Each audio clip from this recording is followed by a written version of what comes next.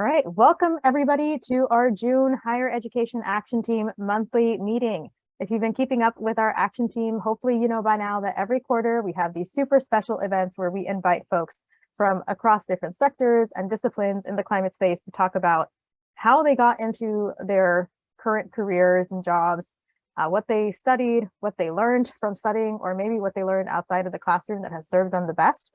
And hopefully through these conversations, be able to celebrate the many different skills and backgrounds and perspectives that are needed to build a more inclusive and impactful climate movement.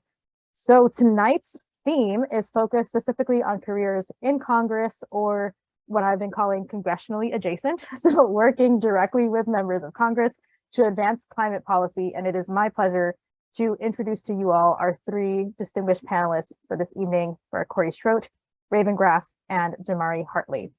And I'm going to begin by just reading a brief introduction for each of them, and then we will jump into the questions.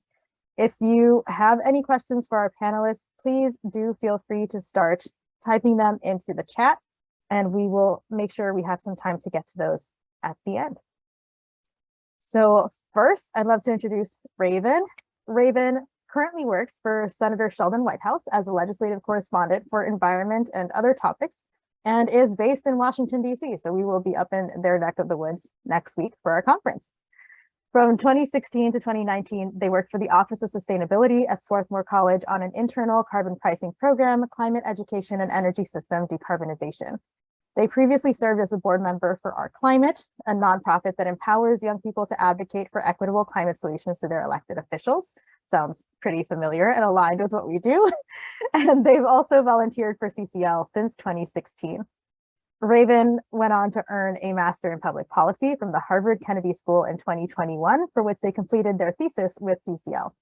They also earned their BA from Swarthmore College in 2016. So welcome, Raven. Thank you so much for joining us. Next up, Jamari Hartley works in our DC office as CCL's Government Affairs Coordinator. His work focuses on tracking and researching pertinent legislation, meeting with congressional offices and NGOs, and advocating for CCL's policy goals. After completing his studies at St. John's University, Jamari worked on Capitol Hill in various roles for congressional offices. Most recently, he was a legislative correspondent for Representative Paul Cook in California's 8th District. During this time, Jamari directed solutions for domestic policy issues such as education, natural resources, technology, and healthcare, and he is also based in DC. So thank you, Jamari. Last, and certainly not least, Corey Schrodt is the Government Relations Manager for Climate Policy at the Niskanen Center and is based in DC as well. Noticing a theme here. If you want to work closely with Congress, you got to be close to where all the action is happening. He is responsible for planning and executing the center's climate agenda on Capitol Hill. Prior to joining the Niskanen Center, Corey spent a decade on the Hill, cementing a reputation for working on both sides of the aisle to advance legislation. He most recently served as Chief of Staff for Congressman Francis Rooney from Florida, a conservative climate champion and leader on carbon tax policy. Corey was the congressman's legislative director when he introduced the Stemming, Warming, and Augmenting Pay, or SWAP Act, a bipartisan carbon tax introduced in the 116th Congress. Over his decade on the Hill, Corey served with 3 members of Congress, including members serving on the Energy and Commerce Committee, Financial Services Committee, and the Science, Space, and Technology Committee. He led the first successful discharge petition since the early 2000s and spearheaded multiple bills being signed into law. I have a feeling we're going to have lots of questions for explaining what some of these things mean. He's also an expert in congressional operations and how to convert policy ideas into actionable legislation.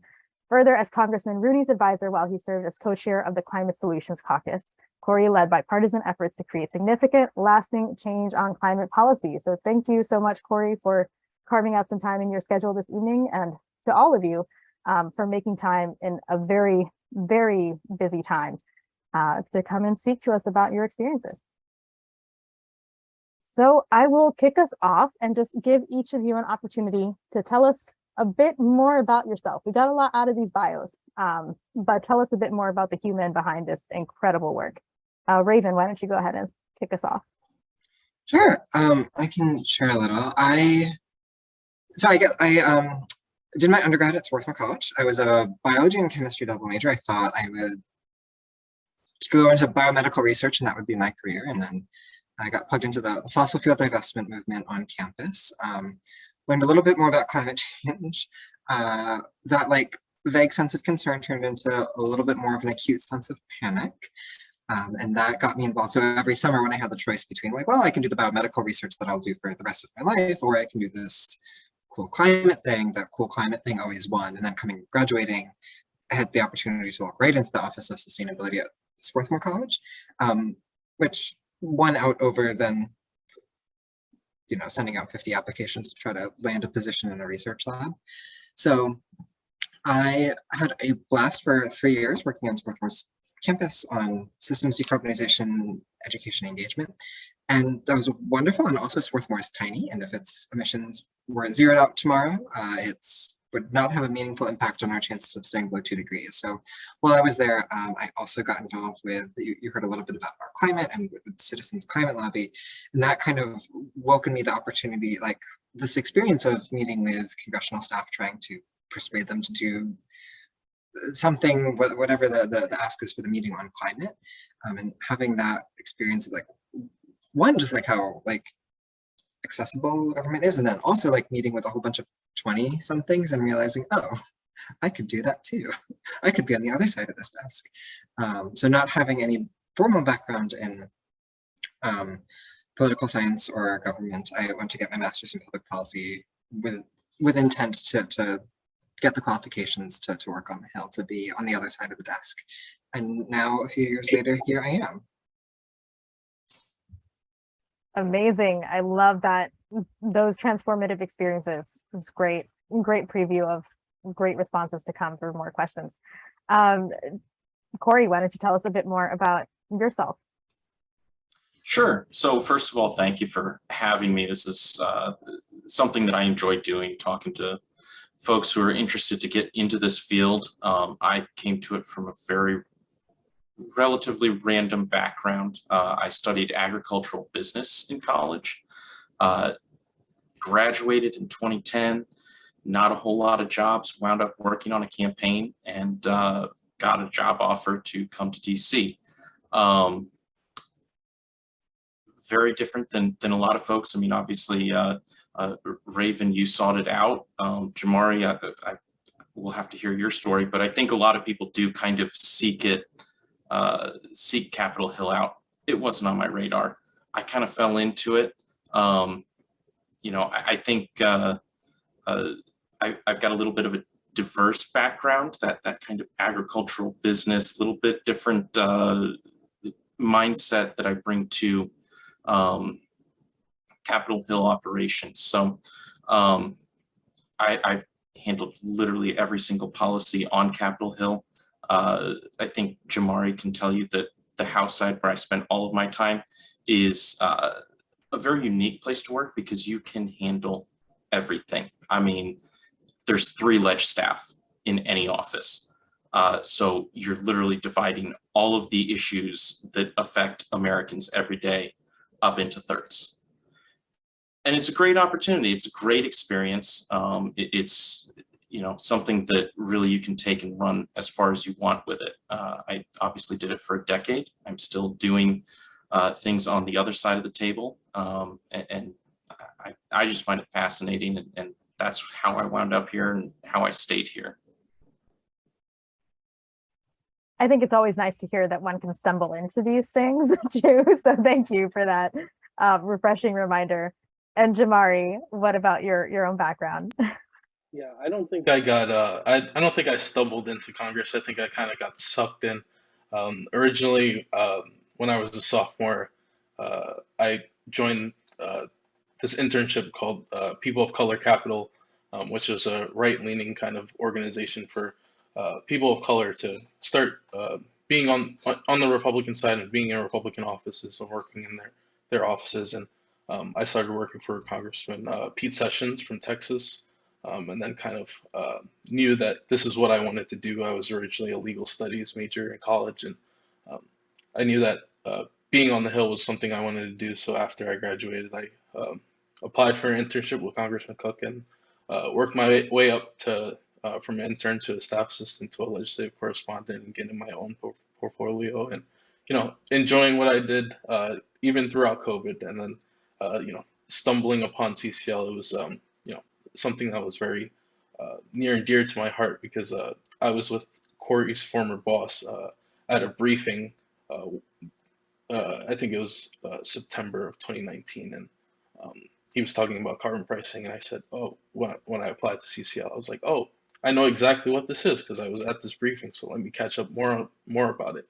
And then so I talked during my interview with Danny and Ben. It was just a great experience, and then that's kind of what sucked me into advocacy now. Certainly it benefits us to be able to work with people who've been on the other side of that table, right? And to hear back exactly how our message is getting across. So definitely a great value add to our team. And I thank you for stumbling into CCL, even if you didn't stumble into Congress. Raven, you sort of touched on this already in your answer, but what drew you to the climate movement other than apparently existential dread and terror? Yes. A lot of existential dread is the real answer, but to elaborate a little more, so the fossil fuel divestment movement on our campus specifically came out of a class trip to relationships built with West Virginia activists that were resisting mountaintop removal coal mining. And sorry, I'm still recovering from COVID and my throat's mostly back. So these students went to West Virginia and were going like every fall and spring break, we're building relationships with these activists, and they kind of came back to Swarthmore and asked the question like, well, what can we do to support their movement from 350 miles away? And the answer that they came to was, well, our endowment is invested in the companies that are doing this damage. So they started the fossil fuel divestment movement that then 350 picked up on and then became a slightly larger phenomenon. And that, I think, was like my introduction to the role of like movement building and advocacy and campaigning, and like the ways that like people can and have to build power to make change in complicated systems that aren't designed to be changed, and like in doing that up against really powerful and well-resourced institutions and industries that are counter mobilizing. And I think that one, that like sense of like possibility and need, and then that was also layered on just like a repeated sense of like the really gross injustice of a lot of climate impacts. So I think a lot of the broader climate stories are well known, but the way that people were enduring, just like I could ramble on for a very long time about the impacts of the coal industry, but the way that the coal industry could like, create a coal company, do all of this damage, and then like go bankrupt, siphon all of the money to another company that would then start the same machinery, hire the same people, do the same things, but without its environmental remediation obligations, without healthcare obligations to workers, without pension obligations, in the way that the coal industry had like taken over a lot of the West Virginia local politics.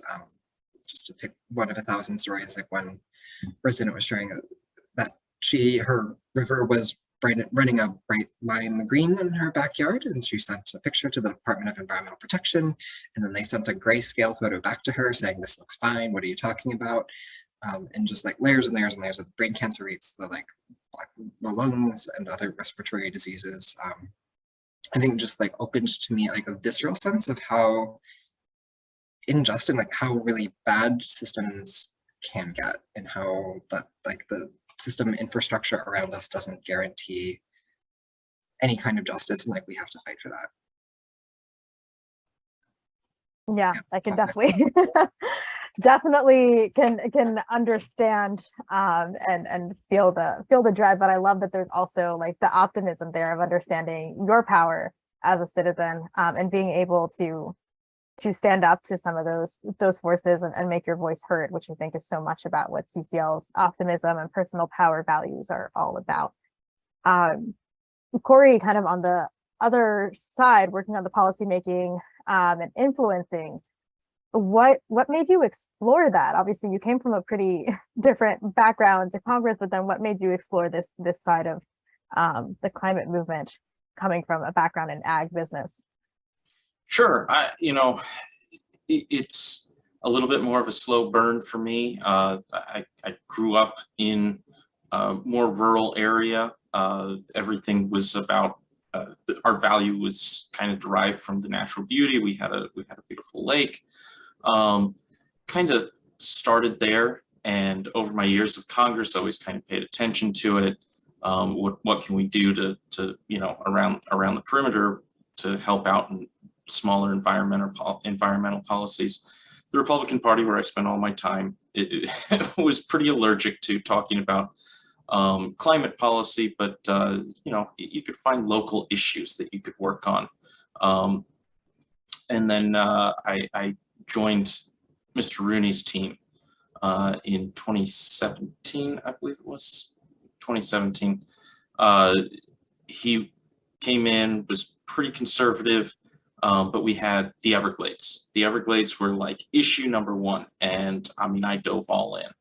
And that kind of turned into a almost gateway drug to climate policy, where after like the first 8 months, we were Everglades, Everglades, Everglades, not worrying about anything. It just totally shifted, and we went. Congressman Curbelo at the time introduced the Market Choice Act. We were very intrigued by it. It was a very unique take on climate policy, and really just started digging in from there and building up climate policy. And it was very interesting to be on that side of it, where you're kind of in the Republican Party on a certain wing of it, able to work across the aisle. I found it absolutely fascinating. It kind of built on some of those enviro roots that I kind of look back to and when I was growing up. Definitely great experience also working with Rep. Rooney as a Floridian. That was my district growing up, and now living in the Everglades, I have an immense amount of gratitude for all of our representatives on the Hill who are working to protect this system. Yeah, so the next question, I want to kind of open it up to all three of you, and maybe we'll go to Jamari first, since we haven't gotten a chance to hear from you yet on the one-on-one. But what was the most useful or applicable class that you ever took, and why?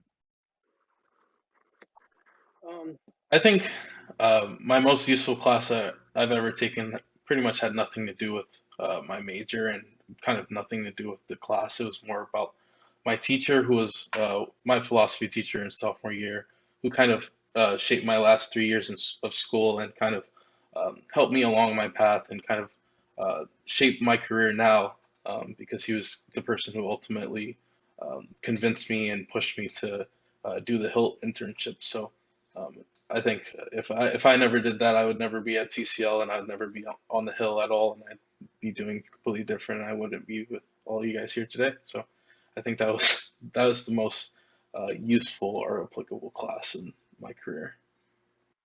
Undergrad philosophy teachers are definitely the unsung heroes of general education in university. Raven, what about you? I'm going to go for negotiations class, hands down, in grad school.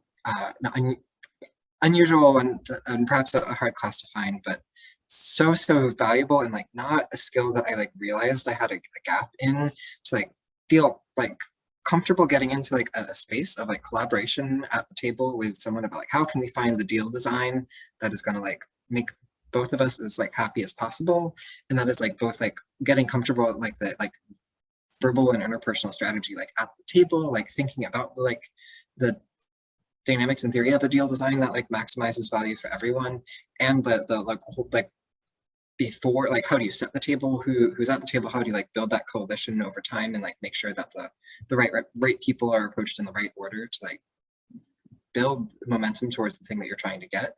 And that is just so useful like on like a personal advocacy level, and like also in being able to like watch these like big macro negotiations over the reconciliation bills or whatever else, and just like have a language and intuition for what kinds of strategies and tactics folks are employing, and like how to like conceptualize and wrap your head around that in a way that I don't know, like you can see things and intuit them in a way that you can like look at a chess game and like intuit like what benefit you might have from your piece moving here, but that's very different than like knowing like this pawn moves here versus like understanding the context of the queen's gambit or whatever feels really helpful.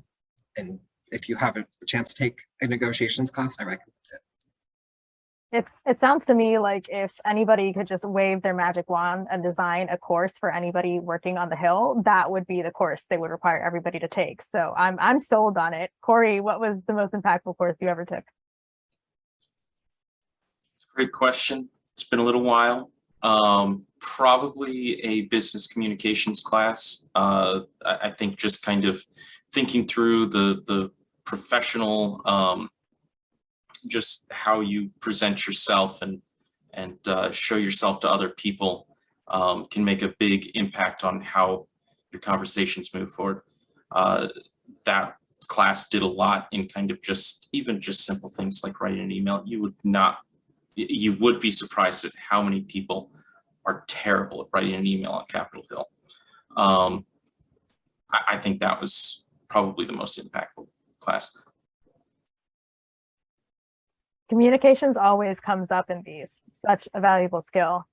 Great. And Mike, sharing a lot of love in the chat for you all. I love that you're getting that takeaway also as an educator, to hear this great feedback from previous students who have made it and applying those skills.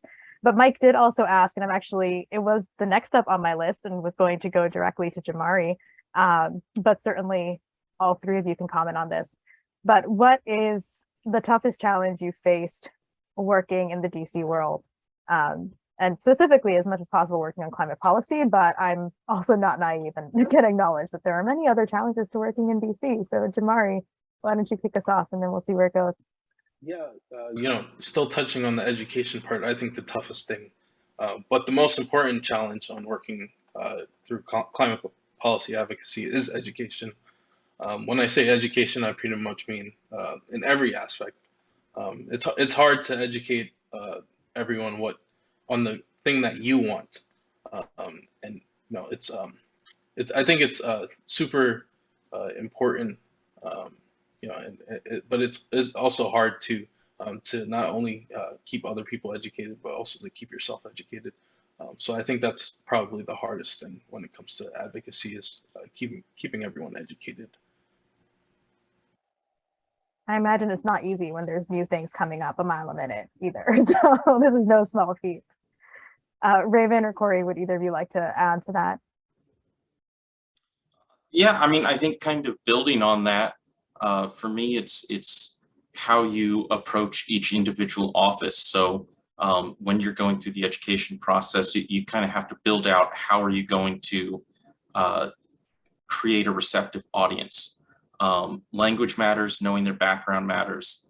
Each member, each staffer has different things that make them tick, and figuring that out before you go and talk to them really makes a big difference but man, it's a lot of work because there's a lot of members and there's a lot of staff and there's a lot of turnover. Yeah, I mean, I'm gonna build on that, like in the mirror side of that too, that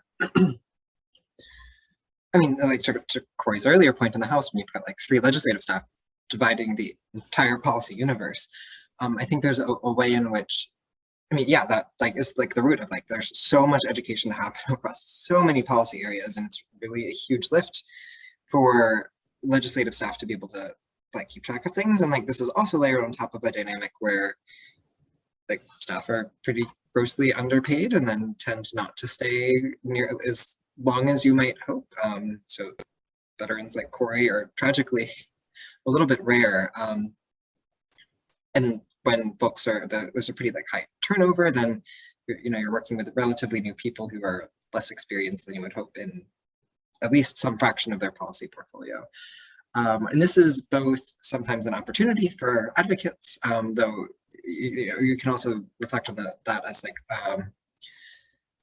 there's a dynamic to which the entire Hill has to lean more on lobbyists and industry experts, and for good or ill, that is a definite power dynamic that exists, that those who can like bring very specific expertise in very niche policy areas can really shape the capacity of an office to work in a particular area.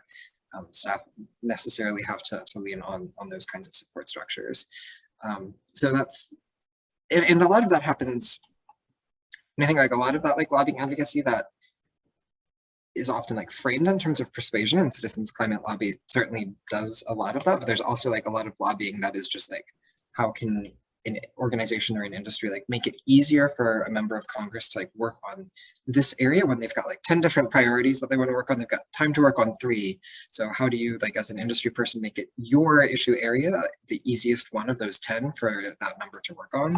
Or can you like provide the capacity to like make it possible for them to work on 4 areas if they pick yours as one of them, right? And that, you know, not great for our democracy, but it is the system as it exists, and you know, is a thing to be aware of as you're figuring out how to navigate the system, either as staff or on the advocacy side. Definitely a great opportunity for all of us who are interested in meeting with our representatives and helping to shape that conversation. I think that's such a big part of why CCL invests so much energy in training and educating our volunteers to be able to make these asks and also convey those messages to representatives. Our next question, oh, I'm so conflicted. All right, we'll just stick to the schedule. What does somebody, and this is for all 3 of you, what does somebody who is interested in working in or alongside Congress absolutely need to know?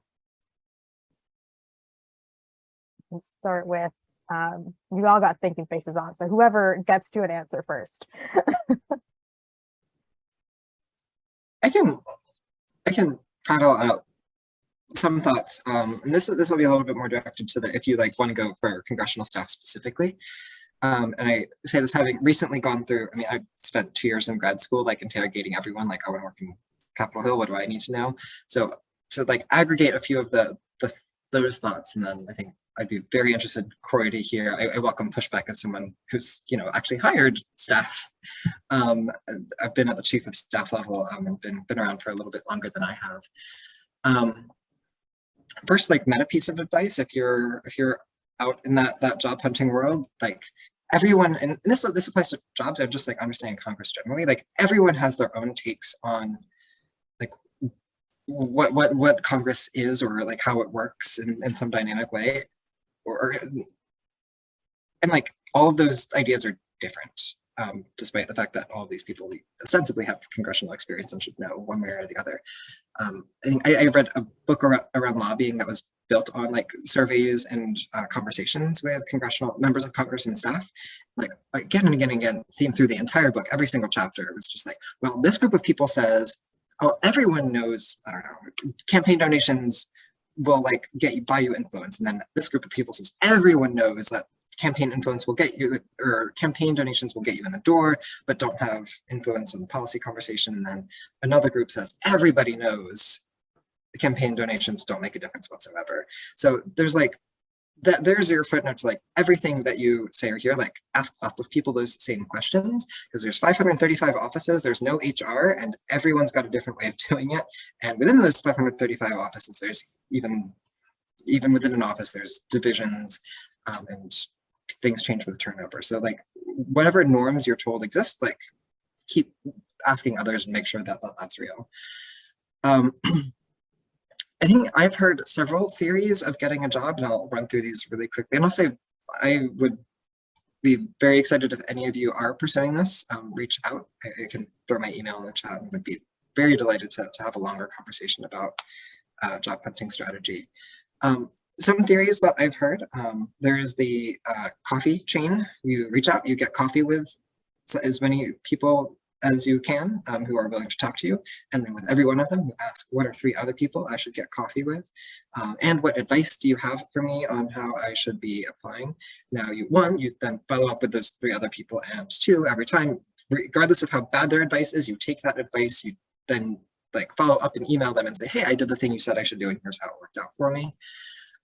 Another strategy I've heard is like find 6 people whose job you want and like really study them, like, and email their bosses and like keep sending them their application and like wait for one of them to leave. And then when they leave, then you're just like sitting there right there with your like materials prepared and ready. The second that they step away, and to make it really, really easy for their boss to like decide, well, I could go through this whole messy hiring process or hire this qualified person instead.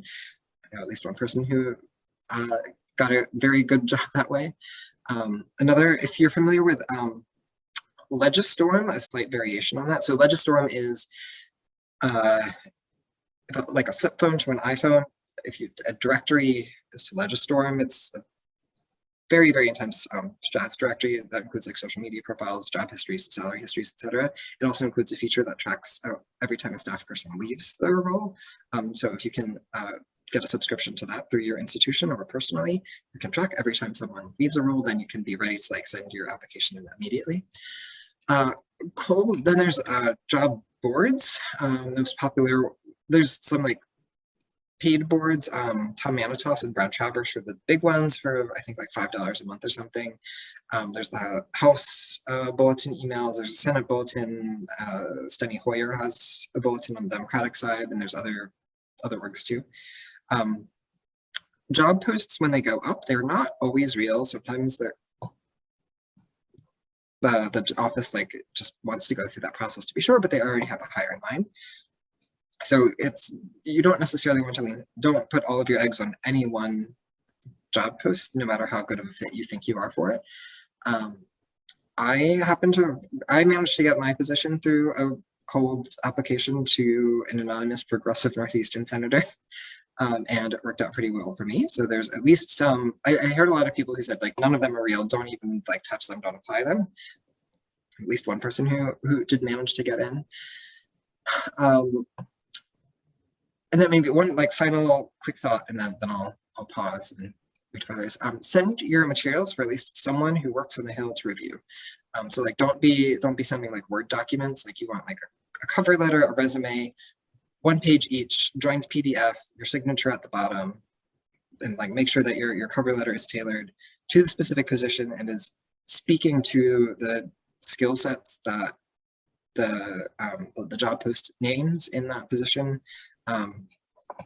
Like I could go into a little bit more detail there, but like I've had a lot of friends who sent around like, I don't know, Word docs or whatever, and like there's a standard of like professionalism and standard of like making sure that you're like really, really connecting your materials to the specific position that you want to make sure you're meeting.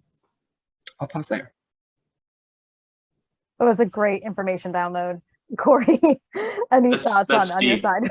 That's deep. And you know, it's interesting. I've known a couple of people who have gotten jobs responding to the cold email. Having been on the other side of that and gotten those emails, when one of those postings go up, it's 1,000 resumes minimum.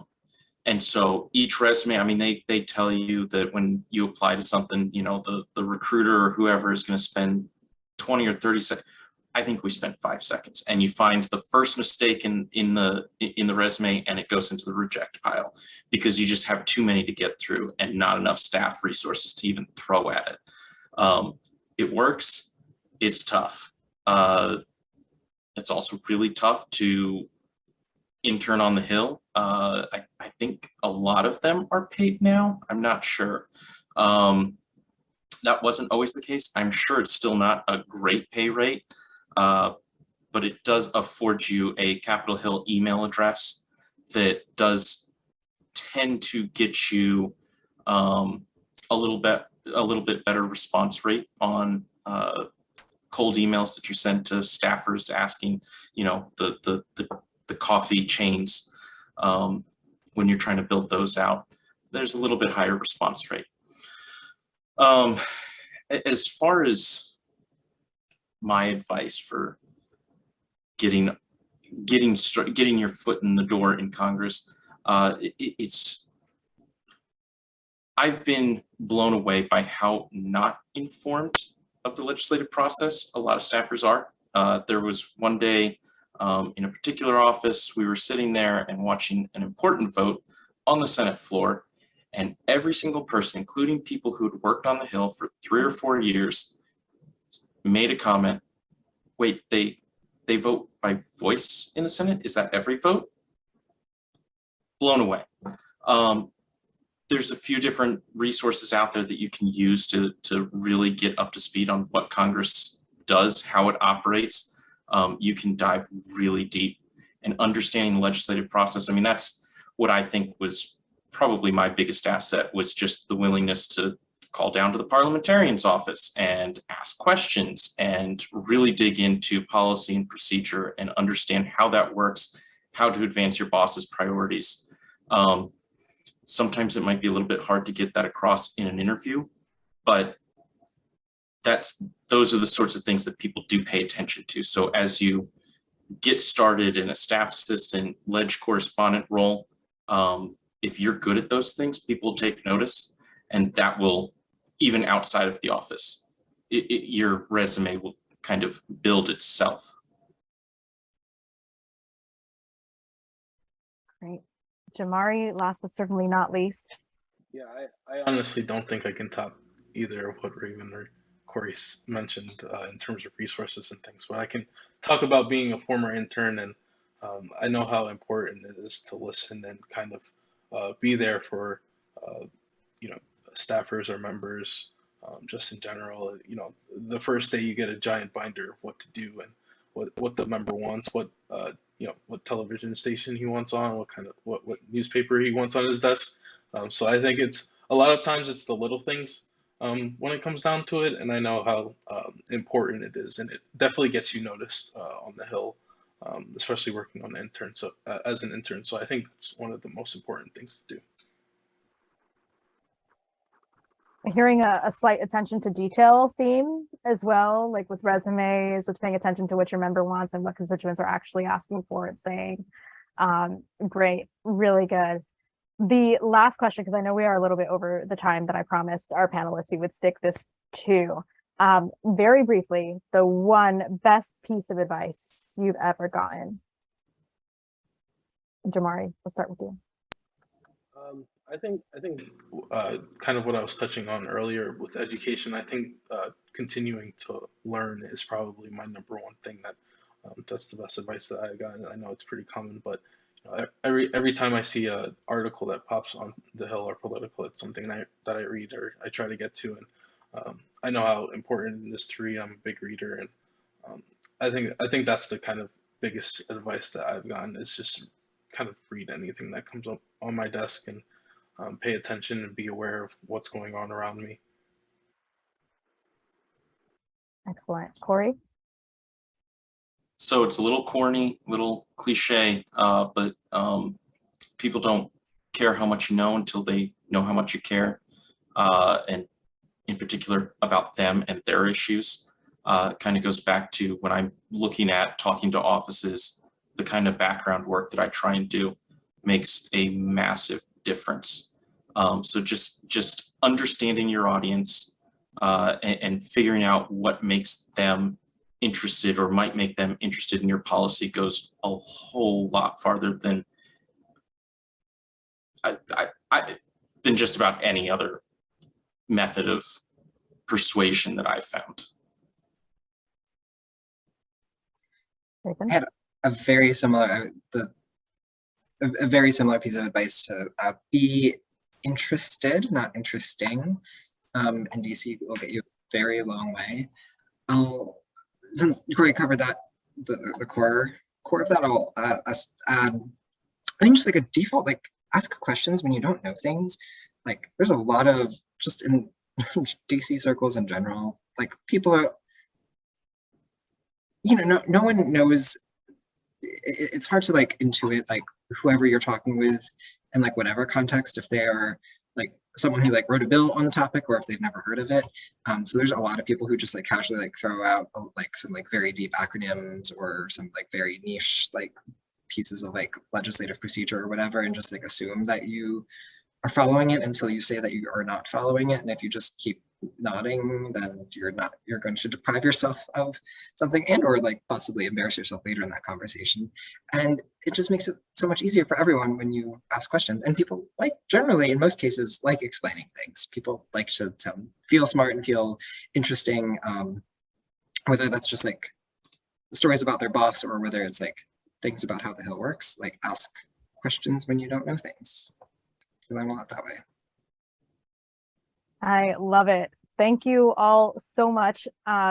We do have a question in the chat, but I think we can have that as a broader group conversation. And I just want to be super respectful of our panelists' time. If you all have to get back to your evenings, thank you so much for joining us and sharing all of your wisdom and this depth and breadth of experience that all three of you bring to our work on climate is so valued and really appreciated. So thank you for sharing all of that this evening.